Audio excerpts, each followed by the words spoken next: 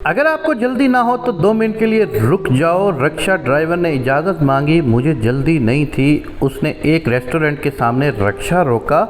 Restaurant کے باہر بہت سے غریب لوگ انتظار میں بیٹھے تھے۔ رکشے والا کاؤنٹر پر گیا اور کچھ پیسے ادا کیے۔ قطار میں بیٹھے ایک شخص کو بریانی مل گئی۔ رکشہ دوبارہ چلا تو میں نے رکشے والے سے کہا، تم تو خود غریب آدمی ہو، یہاں کیوں پیسے دیے؟ اس نے کہا، رکشہ چلانے سے پہلے میں مزدوری کرتا تھا۔ جس دن دہاڑی نہیں لگتی تھی یہاں بیٹھنے سے رزق ملتا تھا۔ انہی دنوں ایک بابا ملا۔ جب مزدوری ملتی ان بابا کے کہنے پر میں یہاں آ کر کسی کو بریانی کھلاتا۔ پھر پتہ چلا کہ جو رزق بانٹتا ہے اسے یہاں قطار میں بیٹھنا نہیں پڑتا۔ مجھے وہ رکشے والے کی بات سن کر انتہا کی حیرت ہوئی اور مجھے خود پر افسوس اور رکشے والے پر رشک آنے لگا کہ کیا خوبصورت بات اس کو کسی بابا نے بتا دی ہے کہ بیٹا کہ جو رزق بانٹتا ہے اس کو قطار میں لگ کر بیٹھنا نہیں پڑتا، اس کے حصے کا رزق اس کو اللہ پہلے دے دیتا ہے۔ وہ کہتا ہے کہ میں پہلے یہاں پر قطار میں لگ کے اپنا رزق لیتا تھا، یہاں پر بریانی کھاتا تھا۔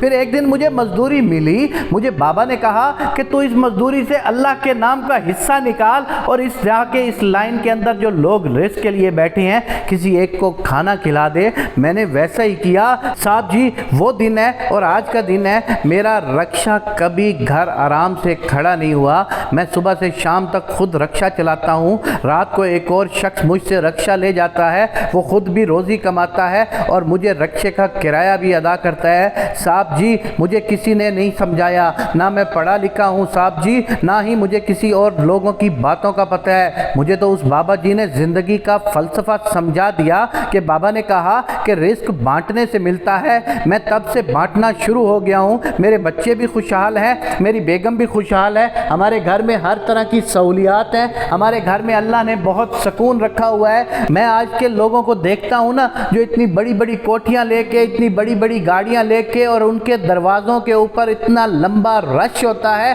اور وہ ان رش والے لوگوں کو دیتے ہوئے بھی گھبراتے ہیں، تو مجھے یاد آتا ہے کہ یہ اللہ کی رحمت میں نہیں ہے، یہ اللہ کے عذاب میں ہے اس وقت۔ ضروری نہیں ہوتا کہ جس کے پاس جتنا زیادہ پیسہ ہو اس کے اوپر اللہ کی رحمت ہو، وہ پیسہ اس کے لیے اللہ کی طرف سے عذاب بھی ہو سکتا ہے۔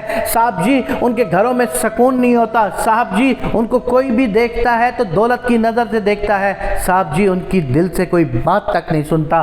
مجھے اس رکشے والے کی بات سن کر اتنی حیرت ہوئی کہ ایک رکشے والے کو اس فلسفے کا سمجھ آ گئی ہے اچھی طرح، تو ہم لوگوں کو اس فلسفے کی سمجھ کیوں نہ آئی؟ وہ دن تھا اور آج کا دن ہے۔ میں بھی پوری کوشش کرتا ہوں کہ کسی نہ کسی طرح سے اللہ کے دیے ہوئے رزق سے میں لوگوں کی مدد کر سکوں، اور میں نے جب اللہ کی راہ میں کچھ دیا ہے مجھے اس کو 70 گنا زیادہ ضرب دے کر اللہ نے واپس کیا ہے۔ تو تم اپنے پروردگار کی کون کون سی نعمت کو جھٹلاؤ گے؟ میں اللہ میاں سے یہ دعا کرتا ہوں کہ جس طرح تو نے اس رکشے والے کے دل میں اپنا فلسفہ ڈال دیا ہے، ہم لوگوں کو بھی اسی فلسفے پر چلنے کی توفیق عنایت فرما۔ آمین یا رب العالمین۔